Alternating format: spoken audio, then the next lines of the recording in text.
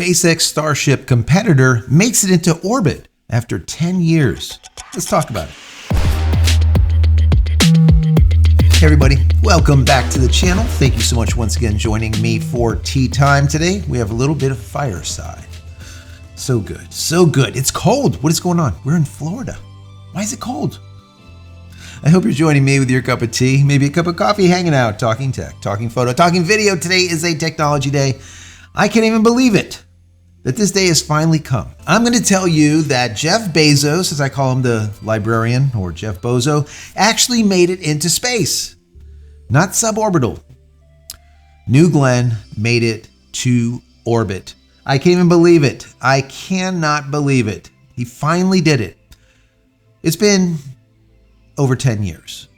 And after delay, they finally did it last night. Now, I was going to be there for the first launch that ended up getting scrubbed. When I say first, I mean first of like 8 previous launches that were scrubbed. But I was there. It was 2 o'clock in the morning and they ended up scrubbing it. And I'm like, you know what? I'm not going to sit around for the next one. And the next one happened last night.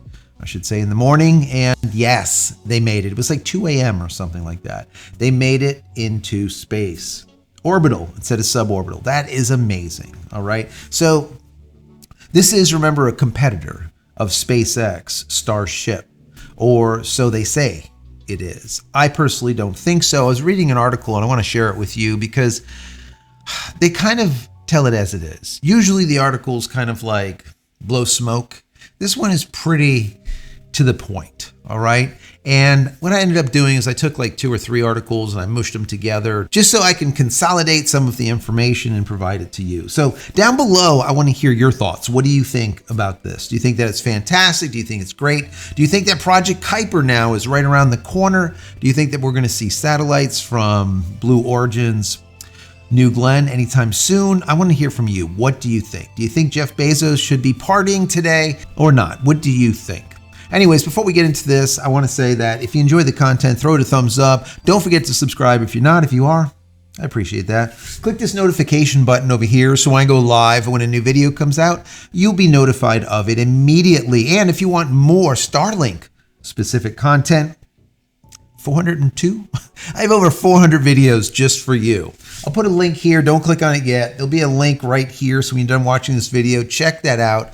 Helpful how-tos, tips, tricks, what to do, what not to do, what to buy, what not to buy, and the why behind all of it when it comes to SpaceX Starlink. Also, if you haven't downloaded any of my ebooks, they're free just for you being here. Go to JCristina.com/books. And if you want to say thank you for all of my hard work on this channel, there's a little thank you button right down here. YouTube gave to us. Thank you, YouTube. Appreciate that.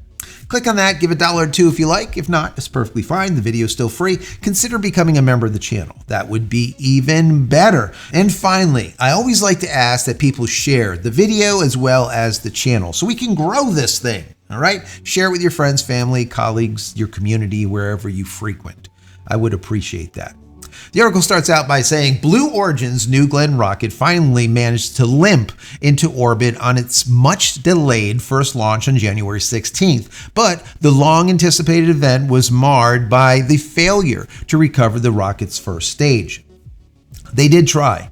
They wanted to be able to recover just like SpaceX Starlink does with the Falcon 9s and what they just did with the Super Heavy and catch it in the salad tongs, as we say. They were trying to land it on the back of a drone ship, once again like SpaceX does with their Falcon 9.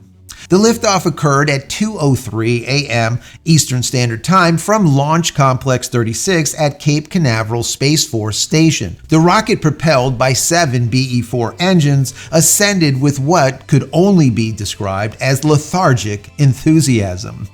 It was going extremely slow. After just over 3 minutes, the stage is separated, with the upper stage firing its BE-3U engines to push towards orbit, while the first stage aimed for a landing on Blue Origin's ship Jacqueline in the Atlantic Ocean. Achieving orbit, which Blue Origin claims was the primary goal of this mission, was a small victory in what has been a saga of delays and setbacks. However, the optimism was quickly overshadowed when telemetry data during the first stage's descent froze, indicating the booster was lost. Boom. Liftoff after countless delays. The road to this launch was anything but smooth. Initial attempts on January 13th were scrubbed by Blue Origin's vague term as, quote, a vehicle subsystem issue, specifically ice in a purge line. Subsequent plans for January 14th were also canceled, and January 15th was not an option due to a scheduled SpaceX launch, once again out of Cape Canaveral. Originally, Blue Origin had ambitiously set sights on a 2020 launch for New Glenn, but the timeline slipped year after year. This chronic delay even led NASA to remove their Escapade mission from New Glenn's maiden flight, questioning the readiness of the rocket. Underwhelming payload and mission. The payload, dubbed the Blue Ring Pathfinder, was essentially a testbed for future orbital transfer vehicle technologies. While Blue Origin stated that the mission would provide valuable data, the short duration of the mission, less than 6 hours in an orbital medium Earth orbit, hardly seems commensurate of the effort and time invested. So you're telling me there's a chance? A fitting name for a booster lost. Janet Jones, Senior Vice President of New Glenn, had previously stated at a conference, quote, for this first launch, I have two primary objectives, get to orbit and land the booster.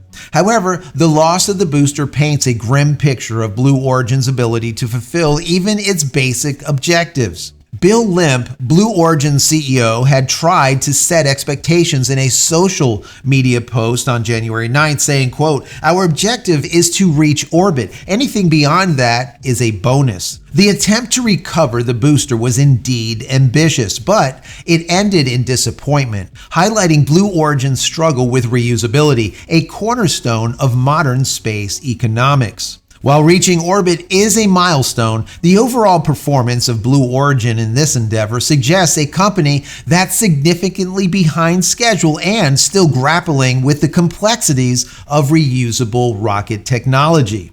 The name given to the first stage, quote, so you're telling me there's a chance, now seems more like a hopeful jest than a confident declaration. In essence, while Blue Origin did manage to place New Glenn into orbit, the journey there, marked by delays, technical issues, and the loss of the booster, casts a long shadow over what should have been a triumphant moment, leaving much to be desired in the terms of technical advancement and operational efficiency. 110% the case. So, I look at this as being great because finally Jeff Bezos has his company get something into orbit. Remember, with New Glenn, which never launched until just last night, and New Shepard, even though it has been launching, it's only been suborbital. That's it. It's never been to orbit. That's why Jeff Bezos' satellites have never been placed into orbit by himself, by his own company. He had to use ULA to place 2 demo satellites, prototypes, into space, into orbit, that he tested out for his Project Kuiper, which is another ambitious venture that doesn't seem to have any wind in its sails. So, maybe this will change things. Maybe now New Glenn will be able to place those Project Kuiper satellites into orbit. The problem that I have with this is what I've said over the last few years now. Everything that we see from Blue Origin is basically NASA 2.0. Okay, everything is just pushed and pushed and pushed and delay and delay and delay, and having $5,000 hammers where just spending a lot of money is what's occurring, but they're not actually getting anywhere in comparison to what Elon Musk SpaceX has been doing, right? So what NASA would do in 10 years, SpaceX would do in 10 months or less. That's just how it is. We see the exact same thing hold true here with Jeff Bezos' company, Blue Origin, where it's literally been 10 years until they finally got something into space. That's the problem. 2015. Now they're saying, optimistically, they want to see in 2026, they want to see 24 launches of this New Glenn. Do you think it's going to happen? What say you? I would love to know. The other thing that I think is just feels really yucky is that he goes and names that first stage of New Glenn, and they name it, so you're telling me there's a chance? It feels so trite, right? Lack of originality. Because we know Elon Musk names his 2 drone ships. One is called, Of Course, I Still Love You, and the other one is called Just Read the Instructions. I mean, it's just, once again, just trite, okay? It's just, I don't get it. I don't know. I feel like it's that copycat type of thing. Everyone is trying to do what Elon's doing instead of just doing their own thing. Make it your own. But they don't do that. The same thing holds true with what's going on over there with the CCP in China. All right. They're making a SpaceX Starlink look-alike, and the damn thing literally looks like SpaceX Starlink. I mean, it's like they almost copied the schematics on it. I mean, it's just unbelievable. Anyways, in short, I'm glad and I'm very happy that he was able to get to orbit. The problem that I have is that it's been 10 years, and that is a major problem. When it comes to this industry, everything is moving at such a breakneck pace. You cannot wield a $5,000 hammer, so it's extremely expensive, nor can you take forever to iterate. That's why I said originally when they were going to launch, and I stayed up until like 2, 3 o'clock in the morning, I was going to go live with you guys. I said, you know what? He needs to do the exact same thing as Elon Musk here, and once again, copy what he's doing and blow up. That's it. That's the only way you learn.